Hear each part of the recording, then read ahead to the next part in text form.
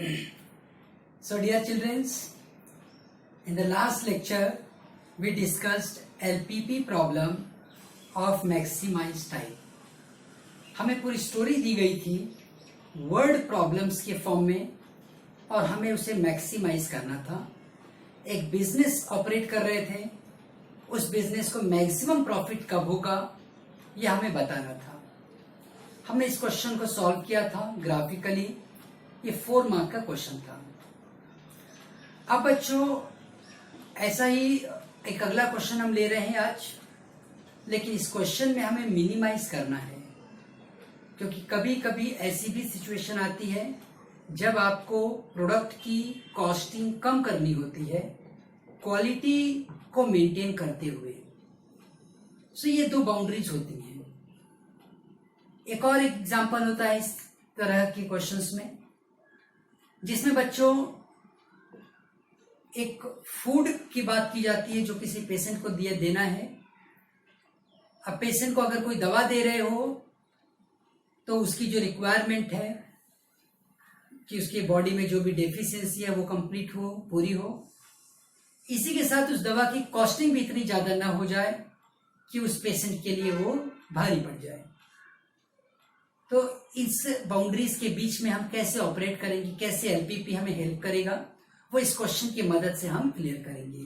So ready everybody, let's start with this question.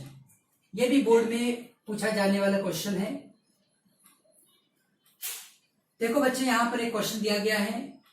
A diet of sick person must contain at least 48 units of vitamin A and 64 units of vitamin B. 2 foods F1 and F2 are available. तो बच्चों यहां पर हम अपना पहले data लिखेंगे और वो डेटा में एक काम करता हूं, मैं इस जगह पे लिखता हूं. हमारा जो इंफॉर्मेशन है वो ये है बच्चों, vitamin A and vitamin B, ये 2 रिक्वायरमेंट्स हैं.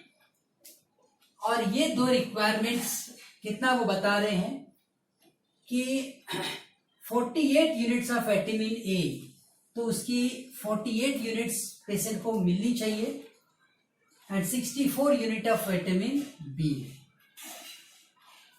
ये यहां पे क्वेश्चन पे ध्यान दो. A diet of a sick person must contain, क्या लिखा है उसमें, मस्ट कंटेन. और एक वर्ड यूज कर रहे हैं यहां पे एटलीस्ट. ये हमारे लिए काफी इंपॉर्टेंट वर्ड है कि कम से कम 48 unit of vitamin A and 64 unit of vitamin B उसे कंज्यूम करना है. उस बीमार इंसान को कम से कम इतना विटामिन और इतना विटामिन ए और बी कंज्यूम करना है. इससे अगर ज्यादा हो रहा है तो बड़ी अच्छी बात है, लेकिन इससे कम नहीं होना चाहिए. ये एक कंस्ट्रेंट, एक कंडीशन फिक्स हो गई. अब vitamin A and vitamin B ये हमें मिलेंगे फूड से, और जिस फूड से हमें मिलेंगे उसकी हमें कॉस्टिंग लिखनी पड़ती है. तो मैंने बताया है तुम्हें कि कॉस्टिंग वाली चीजें हमेशा हम लोग इस जगह पे लिखेंगे, food F1 and food F2, और इनकी कॉस्टिंग भी बताई गई है हमें. फूड F1 कॉस्ट 6 रुपीज, इसका कॉस्ट है 6 rupees per unit, and food F2 cost 10 rupees per unit. इस तरीके से 2 दवाइयां दी गई हैं बच्चों, 2 फूड दिए गए हैं, और उनका 1 यूनिट का जो कॉस्ट है वो यहां दिया गया है. अब इसके आगे देखो वो क्या बता रहे हैं. 1 unit of food F1 contains, ये जो फूड F1 है उसका 1 यूनिट अगर कोई खाएगा तो उसे विटामिन ए कितना मिलेगा, 6 यूनिट, और विटामिन बी कितना मिलेगा, 7 यूनिट. उसी लाइन में आगे वो ये बात कर रहे हैं, Food F2 contains 8 units of vitamin A and 12 units of vitamin B.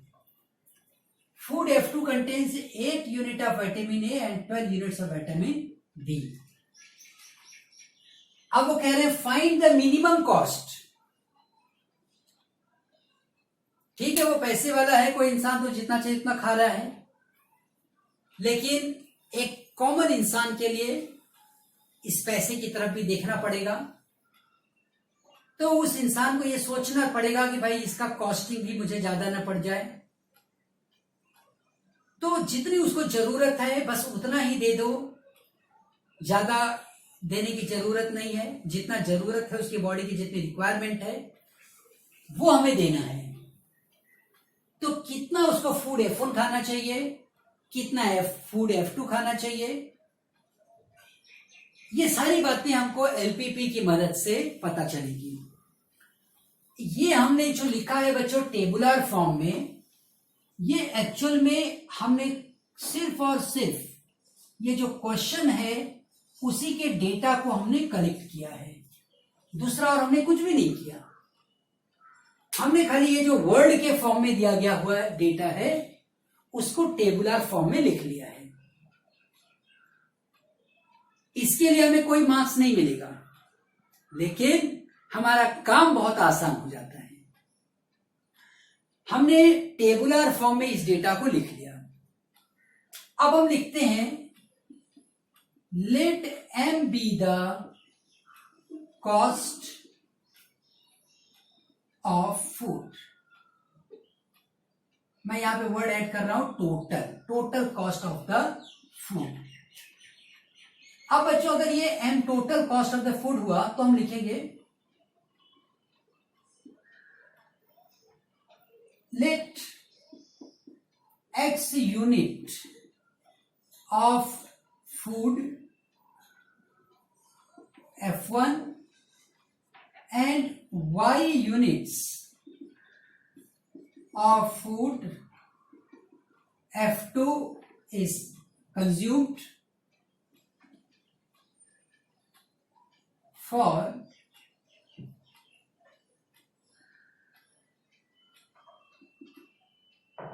minimum cost of the food ऐसा लिख देते हैं for given condition.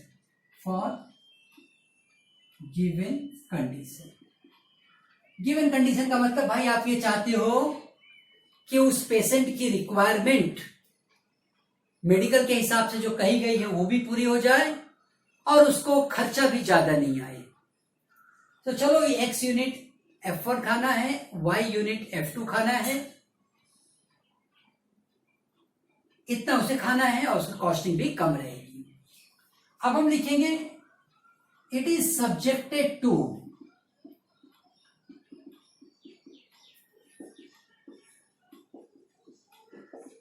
Following constraints.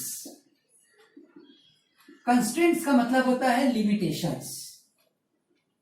पैसे वाला इंसान होता तो चलो ठीक है, थोड़ा ज्यादा भी खा लेगा तो कोई बात नहीं. इस बंदे को अपने पैसे का भी ध्यान रखना था. तो उस कंस्ट्रेंट को कैसे लिखेंगे हम?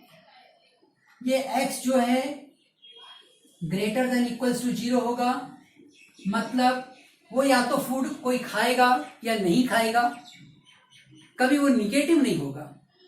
मान लीजिए चलो डॉक्टर ने कह दिया भाई तुम 5 यूनिट x का खा ले, फूड F1 खा लेना, 6 यूनिट फूड F2 खा लेना.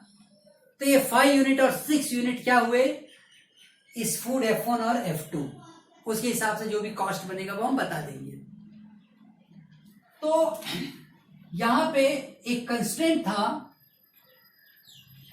कि अगर उस बंदे को विटामिन ए की रिक्वायरमेंट पूरी करनी है, बहुत ध्यान से देखना बच्चों, ये बहुत इंपॉर्टेंट पार्ट अब मैं लिख रहा हूं यहां पे.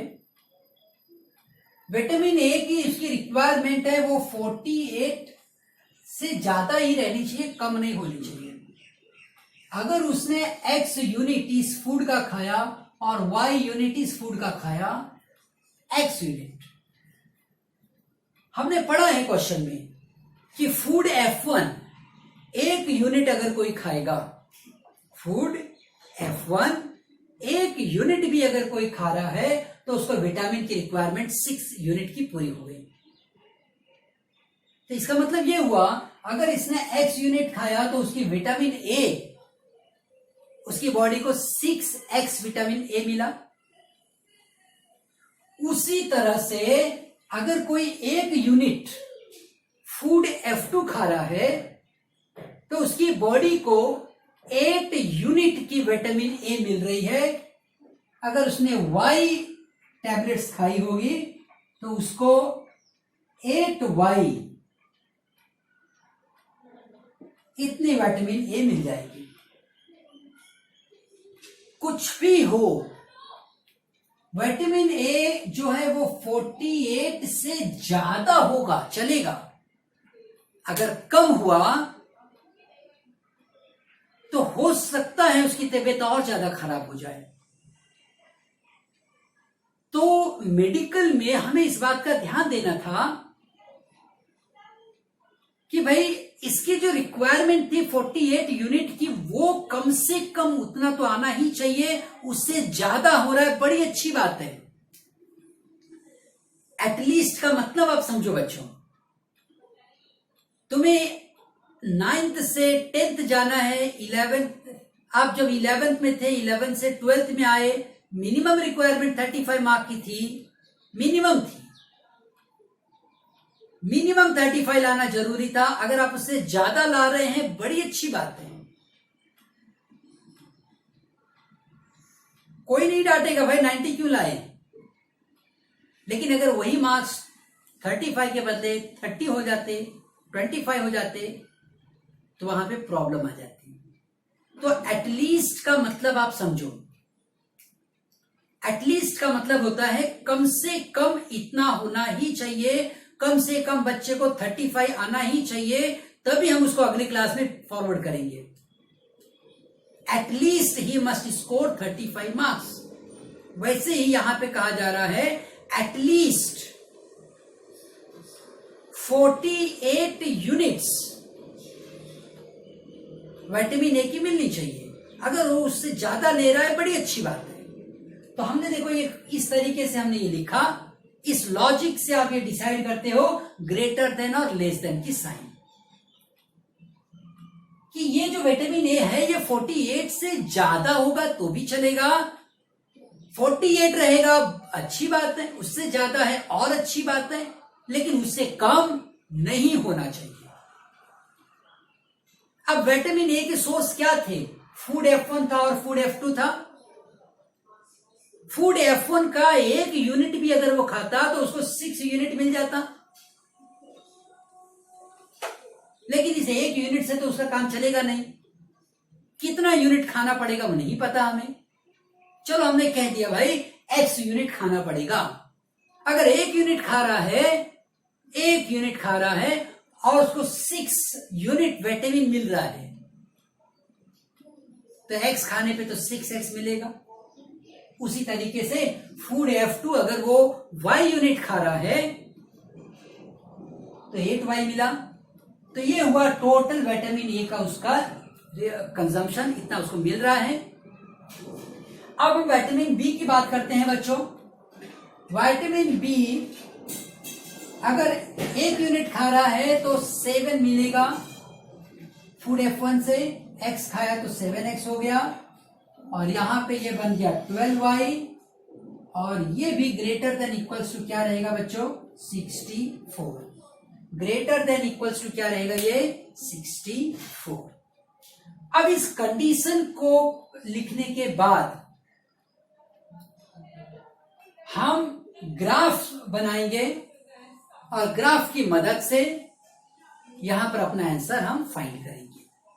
तो इसके अब रिक्वायरमेंट नहीं रही बच्चों, मैं इसे मिटा दे रहा हूं,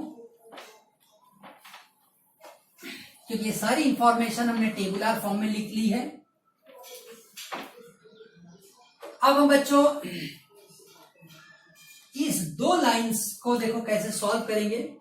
सबसे पहले मैं यहीं पे लिख लेता हूं 6x + 8y equals to 48, 6x plus 8y minus 48 equals to 0। उसी तरीके से 7x plus 12y equals to 64, 7x plus 12y minus 64 equals to 0। ये हम बच्चों लीनियर इन इक्वेशन को इक्वेशन के फॉर्म में लिख रहे हैं, इसके ऊपर के पॉइंट पता करने के लिए। एक क्वेश्चन, और ये सारा वर्क आप वहीं पे करोगे, टीचर्स को दिखना चाहिए आपका कैलकुलेशन।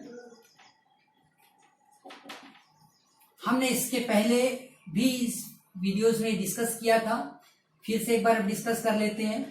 यहां का पॉइंट मैं ए ले रहा हूं, ए कैसे मिलेगा, माइनस सी अपॉन इसका कोएफिशिएंट, एक्स का जो कोएफिशिएंट होता है उसे मैं ए कहूंगा, पॉइंट का नाम मैं चेंज कर दे रहा हूं, P minus C upon A and 0। उसी तरीके से पॉइंट क्यू हमें क्या मिलता था, 0 माइनस सी अपॉन बी।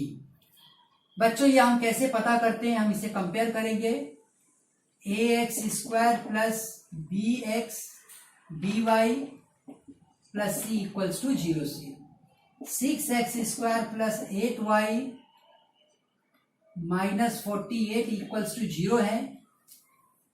तो a की वैल्यू आ गई 6, b की वैल्यू आ गई 8 और c की वैल्यू आ गई माइनस 48 और माइनस c की वैल्यू हो जाएगी 48। ये सब हमने प्रीवियस लेक्चर में भी डिस्कस किया हुआ है, यहां पर फिर से डिस्कस कर ले रहे हैं। तो पॉइंट P अगर मुझे लिखना है तो माइनस सी मतलब 48 अपॉन ए की जगह पे 6 था, 8 हो गया, ये 8 एंड 0 आया। उसी तरह से बच्चों Q की वैल्यू हमें पता करनी है, Q हमें आ जाएगा 48 अपॉन B, 8 6, तो Q की वैल्यू आ गई 0 एंड 6। तो हमें एक पॉइंट मिल गया अभी 6x plus 8y minus 48 equals to 0 के लिए। पॉइंट P हमें मिला है बच्चों 8 एंड 0, पॉइंट Q हमें मिला है 0 एंड 6। इसी तरह से हम अगला कैलकुलेशन भी कर लेते हैं, और ये कैलकुलेशन वहीं पे करो, टीचर्स को दिखे। 7x प्लस 12y माइनस 64, ये वाला इक्वेशन लिख रहा हूं मैं अब, इक्वल्स टू 0। कंपेयर कर लेते हैं बच्चों, ax by plus C equals to 0। इस टाइप की लाइन में a की वैल्यू कितनी आ रही है 7, b की वैल्यू 12 और c की वैल्यू माइनस 64। तो माइनस c की वैल्यू कितनी हो जाएगी बच्चों 64। पॉइंट्स हम r लिखते हैं, एक पॉइंट हमें मिलता है minus C upon A and 0 लिख के, दूसरा पॉइंट हमें मिलेगा 0 माइनस सी अपॉन बी करके। सो माइनस सी अपॉन ए, माइनस सी कितना था 64, ए की वैल्यू कितनी है बच्चों 7 और ये 0। उसी तरीके से एस की वैल्यू ये 0 लिखो, सी की वैल्यू 64 अपॉन बी ऐसा लिखते हैं। 64 जब आप 7 से डिवाइड करोगे, 7 9 जा 63 हो जाएगा, 1 आया डिसिमल लिया, 7 1 जा 7, अब 3 आ गया, 0 आया, 7 4 जा 28, 2 आ गया। तो 9.14 मैं ऐसा ले रहा हूं इस नंबर को। और उसी तरीके से यहाँ पर बच्चों हम 4 3 जा 12 एंड 4 1 जा 4, 4 6 जा 24। अब 16 को डिवाइड कर लेते हैं, 16 को डिवाइड करते हैं 3 से, 3 5 जा 15, 1 आ गया, डेसिमल ले लो 0, 3 3 जा 9, तो ये 5.3। ये डेसिमल आ गए, इससे डरना नहीं है कुछ भी, हम इसको राउंड नंबर में कन्वर्ट कर सकते हैं, वो हम ग्राफ बनाते वक्त कर लेंगे बच्चों। यह हमें मिल गया यहाँ पे अभी 7x plus 12y minus 64 equals to 0। r की वैल्यू आ गई 9.14 एंड 0। और उसी तरीके से एस की वैल्यू आ गई 0 एंड 5/3। हम एक काम करते हैं, 9.14 को हम सीधा लिखते हैं 64/7, और इस नंबर का यूज हम करेंगे ग्राफ प्लॉट करते समय। वो नंबर भी लिख लेते हैं 16/3, मतलब आ रहा है अप्रॉक्सीमेटली कितना मिला 9.14, और एस कितना मिला 5.3। ये ग्राफ बनाते समय हम लिख लेंगे इस नंबर को। तो बच्चों पॉइंट मिलने के बाद अब हम रेडी हैं ग्राफ बनाने के लिए, और देखेंगे कि ग्राफ कैसे हमें मदद करेगा इसको सॉल्व करने में। बच्चों हमारी जो मैक्सिमम रिक्वायरमेंट है, एक्स एक्सिस पे तुम ध्यान दो, ये 8 है, ये लगभग 10 हो जाता है, और वाई एक्सिस पे 6 या 5.3, इससे हमारी रिक्वायरमेंट है। तो अब देखो बच्चों, हमारी निगेटिव नंबर पे कोई रिक्वायरमेंट नहीं है, तो हम निगेटिव पे अपना कोई भी टाइम वेस्ट नहीं करेंगे। ये हो गया हमारा एक्स एक्सिस, और ये हो गया हमारा Y axis. Point P 8 and 10 तक जा रहा है, मतलब एक्स एक्सिस। तो हम एक इक्वल डिस्टेंस पे चलते हैं, 1 2 3 4 5 6 7 8 9, और ये यहाँ पे 10। कोशिश करो ये जितना इक्वी डिस्टेंट हो सके उतना अच्छा रहता है। अब एग्जाम में भी ग्राफ पेपर भी यूज करते हैं, तो काफी आसान हो जाता है बच्चों के लिए। वैसे यहाँ पर मेरी मैक्सिमम रिक्वायरमेंट है 6 की, थोड़ा सा बड़ा स्केल ले रहा हूँ, 1 यहाँ से लेते हैं, 1 2 3 4 5 6 के आगे नहीं जाना था, तो 1 2 3 4 5 एंड 6। 0 एंड 0 ये क्या हो गया बच्चों, ओरिजिन हो गया। अब 8 एंड 0 हम इसे लोकेट करेंगे बच्चों, बहुत आसान है 8 एंड 0 को लोकेट करना, एक फुल डिजिट नंबर है। फिर 0 एंड 6, ये नंबर लोकेट कर लेने के बाद हम इसे कनेक्ट कर लेते हैं बच्चों।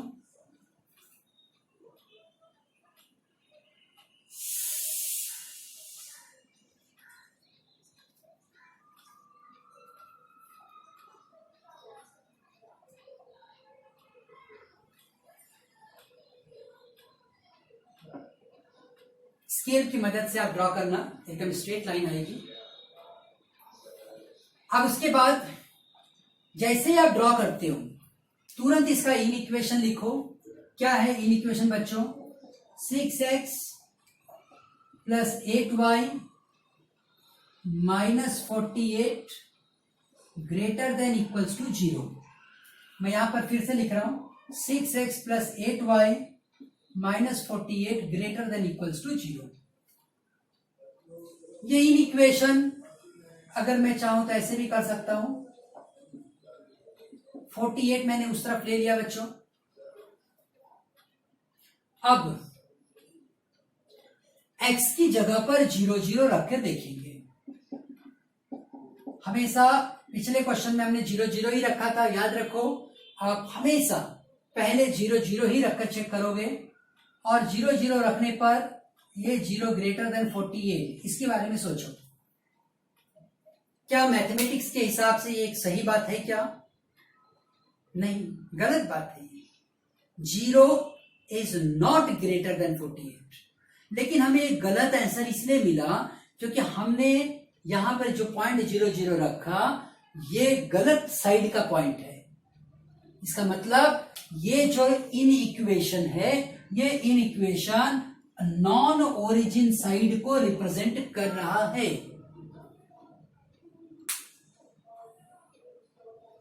ये नॉन ओरिजिन साइड को रिप्रेजेंट कर रहा है बच्चों। इस नॉन ओरिजिन, ये ओरिजिन साइड था हमारा, यहां का पॉइंट रखा तो गलत आंसर मिला। उस साइड का पॉइंट है ये नॉन ओरिजिन साइड। अब ये नॉन ओरिजिन साइड को रिप्रेजेंट कर रहा है, इसलिए हमने फ्लैग ऊपर की तरफ बनाया। और इसका कोई एंड नहीं है, ये कहां तक जाएगा, जितने चाहिए उतने पॉइंट आगे आगे चलते चले जाओ, ये एंडलेस होते हैं, अनबाउंडेड होते हैं। अब उसके बाद बच्चों हम अगला इक्वेशन भी ले लेंगे। अगला इक्वेशन देखो क्या है, 7x प्लस 12y माइनस 64, मैं इसको इस तरह से लिख रहा हूं, ग्रेटर देन इक्वल्स टू 64।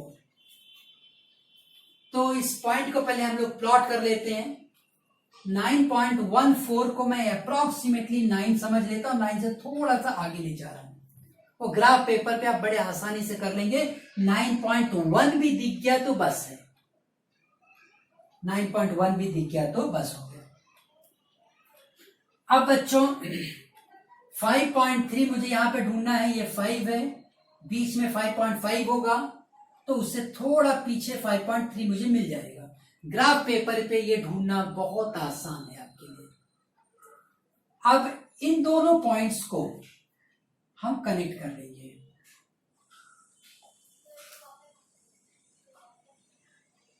ये इस पॉइंट को मैंने कनेक्ट कर दिया, स्केल की मदद से करो, एकदम स्ट्रेट लाइन जाएगी।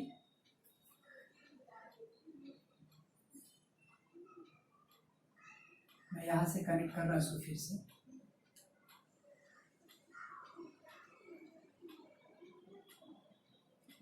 ये एक पॉइंट आ रहा है बच्चों, जिसको मैं एक नाम दे रहा हूं टी, जो पॉइंट ऑफ इंटरसेक्शन है। जब आप ग्राफ पे प्लॉट करोगे, ग्राफ पर ये पॉइंट्स आप बहुत आसानी से उसके एक्स एक्सिस पे और उसके वाई वैल्यू को फाइंड आउट कर लोगे। इतना ही नहीं, इसे हम साइमल्टेनियस इक्वेशन से भी सॉल्व करेंगे। जैसे ये मेरे पास क्वेश्चन था, 6x plus 8y equals to 48 लिख रहा हूं मैं, 7x plus 12y equals to 64। अब बच्चों साइमल्टेनियस इक्वेशन को सॉल्व करते का प्रोसीजर हमें पता है। हम एक काम करते हैं, 6 को 2 से डिवाइड करते हैं इस पहले इक्वेशन को, वो सब आपको लिखने की जरूरत नहीं, डायरेक्ट आप कर लो। 2 3 जा 6x plus 4y equals to 24। क्या किया मैंने, first equation divide equation 1 by 2 से डिवाइड करने का बच्चों फायदा मुझे ये हुआ, 3x 4y इक्वल्स टू 24 बन गया। अब बच्चों 2 से डिवाइड करने के बाद मैं इसे मल्टीप्लाई कर रहा हूं, मल्टीप्लाई बाई 3 से मल्टीप्लाई करने पर यह बन गया 9x plus 12y equals to 72। अब बच्चों इस इक्वेशन को और इस इक्वेशन को तुम सॉल्व करो। 7x प्लस, पहले मैं बड़े वाले इक्वेशन को लिख रहा हूं, 9x plus 12y equals to 72। यहां पर है 7x plus 12y equals to 64। Change the sign, sign जैसे ही चेंज करोगे 12y कैंसिल हो जाएगा, से 9x माइनस 7x कितना हो जाएगा, 2x। ये वैल्यू 72 और 64 ये बचेगा यहां पर 8, तो x की वैल्यू कितनी हो गई, 4। x की वैल्यू तुम्हें जैसे ही 4 मिली, वो वैल्यू आप पुट करो किसी भी इक्वेशन में, जैसे मैं इसी में पुट करता हूं, 3x plus 4y equals to 24 है, 3 into 4 plus 4y equals to 24, 3 4 जा 12 हो गया, 4y is 24, 4y equals to 24 minus 12, y की वैल्यू आ गई बच्चों 12 बाई 4, 4 3 जा 12, तो y की वैल्यू कितनी मिली मुझे, 3। तो इस तरह से मुझे x और y ये दोनों वैल्यूज मिल गई, x भी मिल गया और y भी मिल गया। ये पॉइंट हमने पता कर लिया, x हमें मिल गया था 4 और y कितना मिला था, 3। ये क्या था, और हमारा ग्राफ भी लगभग उसके सही समीप जा रहा है। तो 4 और 3 मिलने के आसपास, अब अगर जब हमें 4 और 3 मिल गया है तो हम अपनी लाइन को भी उसी तरीके से ड्रॉ करते हैं जहां से कि हमको ये 4 और 3 जैसा दिखे, मतलब हमारा पॉइंट ऑफ इंटरसेक्शन कुछ यहां से होना चाहिए।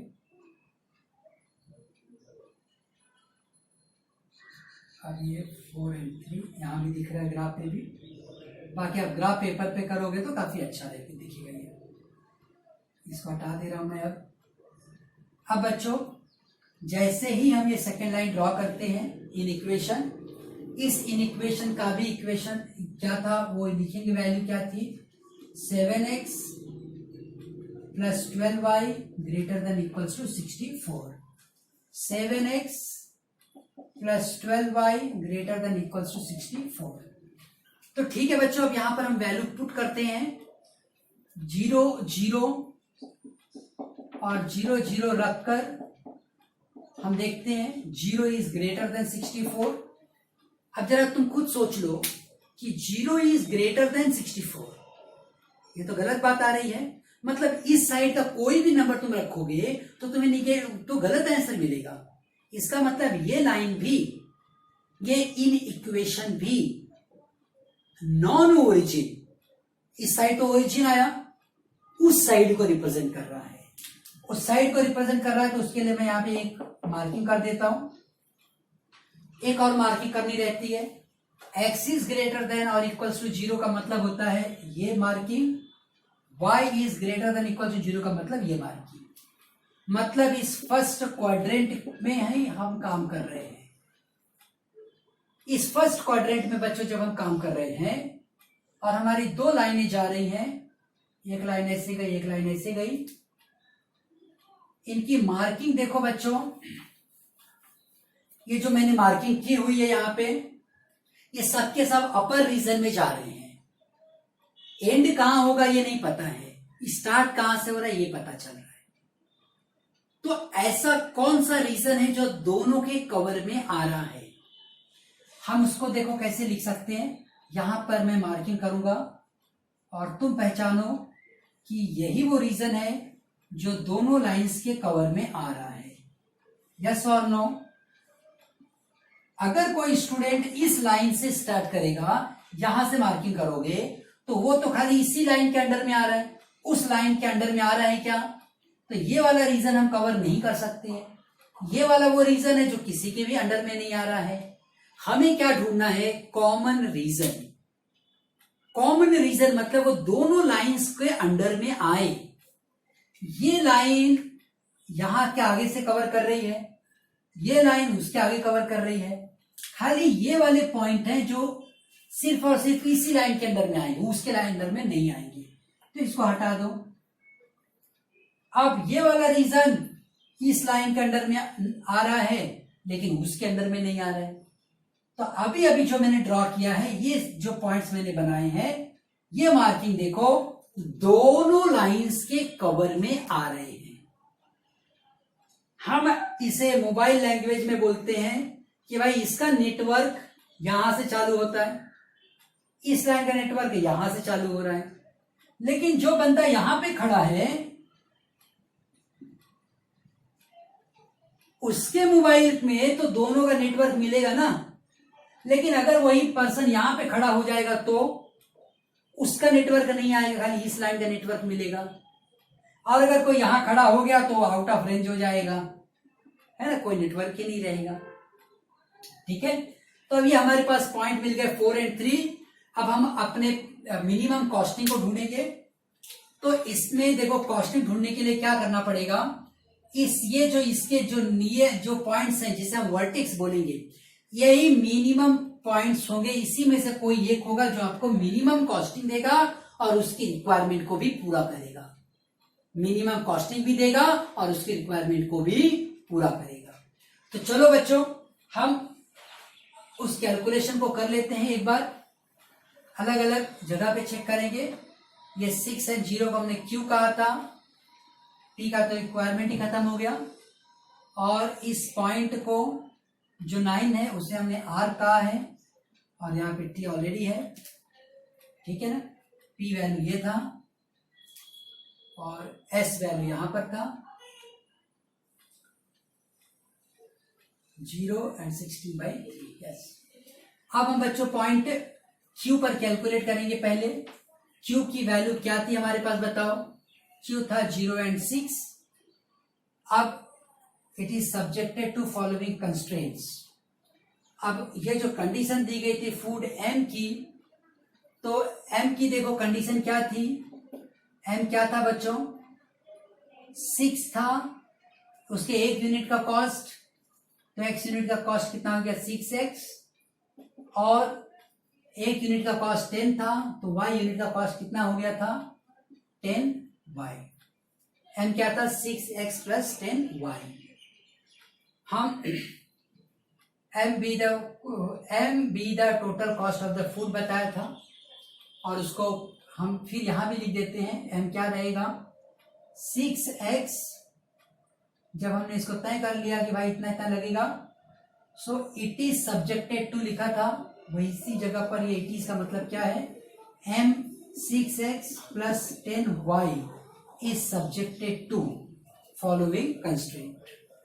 तो बच्चों इस m की जगह पे अभी हम x है, x की जगह पे 0 रखेंगे और y की जगह पे 6 रखेंगे, तो कॉस्टिंग कितनी आ रही है 60 रुपीज की।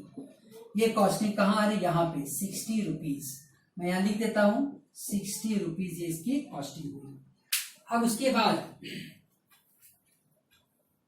उसके बाद बच्चों हम पॉइंट टी पे काम करते हैं। टी मतलब 4 एंड 3, मतलब x की वैल्यू 4 और y की वैल्यू 3। तो देखते हैं कॉस्टिंग क्या हो जाएगी, 6x प्लस 10y। उसने कहा था कि 1 यूनिट का कॉस्ट 6 रुपीज होगा। 6 इंटू 4, 10 इंटू 3, तो 6 4 जा 24, 10 इंटू 3 30, तो कॉस्टिंग आ रही है 54 रुपीज। ये कॉस्टिंग आ रही है बच्चों 54 रुपीज। अब उसी तरीके से हम पॉइंट आर पर भी कैलकुलेट कर लेते हैं। ये सारा कैलकुलेशन वहीं पर रखना, दिखे टीचर्स को। आर की वैल्यू यहां पर बच्चों, आर की वैल्यू मेरे पास आई थी 64/7 एंड 0। अब हमारे पास जो कॉस्टिंग था m इक्वल्स टू, वो वैल्यू थी 6x plus 10y। m equals to 6 into 64/7 को हमने कैलकुलेट किया था 9.14 आ रहा था, प्लस 10 इंटू 0। m की वैल्यू देखो, अगर हम अप्रॉक्स कैलकुलेट करने चले तो 54 से कुछ ज्यादा रहेगी। हम एग्जैक्ट चलते हैं, चलो 9.14 इंटू 6 कर लेते हैं। 6 4 जा 24 का 2, 6 1 जा 6 एंड 2 8 एंड 6 9 जा 54, तो 54.84 रुपीज। काफी नॉमिनल डिफरेंस आ रहा है, तो 54.80 रुपीज। तो बच्चों यहां पे मिनिमम कॉस्ट अगर देखा जाए तो 54 ये टी पर मिल रहा है, क्योंकि वो 84 पैसा ज्यादा रहेगा। तो हम अपना आंसर लिखेंगे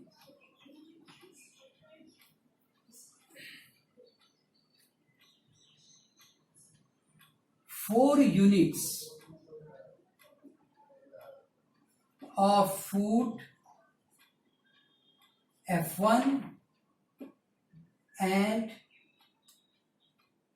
3 units of food F2 should be consumed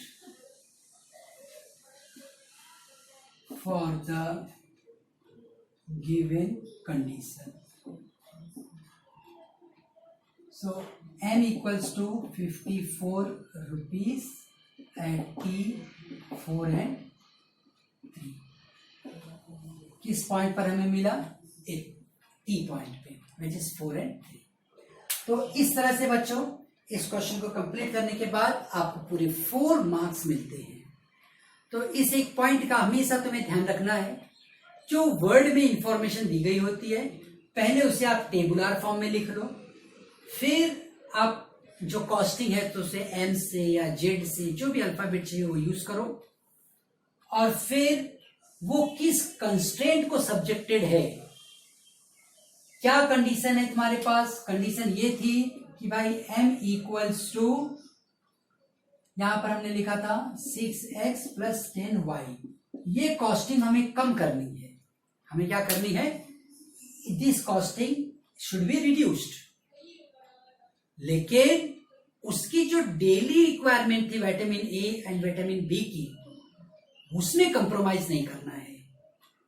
तो इसलिए बच्चों इस नंबर को, इस इक्वेशन को हमने सब्जेक्ट किया था फॉलोइंग कंस्ट्रेंट्स में। क्या लिमिटेशन थे, क्या कंडीशंस थी, किस बाउंड्रीज के अंदर उन्हें काम करना था, तो वो ये बाउंड्रीज थी। उसके बाद हमने पॉइंट पता किए, ग्राफ प्लॉट किए, और जब नॉन ओरिजिन साइड आएगा, नॉन ओरिजिन साइड मतलब ओरिजिन से अलग, ओरिजिन की तरफ नहीं आना चाहिए। पिछले क्वेश्चन में जब मैंने सॉल्व किया था तो सब ओरिजिन के साइड आ रहे थे, और यहां पे नॉन ओरिजिन साइड। तो इस तरह से दो क्वेश्चन बनते हैं बच्चों। एक होता है मैक्सिमा का, एक होता है मिनिमा का। एक जहां हमें मैक्सिमाइज करना होता है, जैसे प्रॉफिट वगैरह मैक्सिमाइज करना होता है। एक होता है जिसे हमें मिनिमाइज करना पड़ता है। ज्यादातर कॉस्टिंग्स वाले क्वेश्चन होते हैं जहां पर प्रोडक्ट की कॉस्टिंग आपको मिनिमाइज करनी रहती है। तो इस तरीके से आपको इसे सॉल्व करना है। अब यही दो टाइप के क्वेश्चन तो आपके बोर्ड एग्जाम्स में पूछे जाते हैं। आप जितने चाहिए उतने क्वेश्चन आप सॉल्व करो, डायरेक्ट बोर्ड के क्वेश्चन सॉल्व करो। किसी भी क्वेश्चन में अगर क्वेरी है, आप उसका व्हाट्सएप पे फोटो खींचो और मुझे भेज दो, मैं उसे सॉल्व करके दूंगा तुम्हें।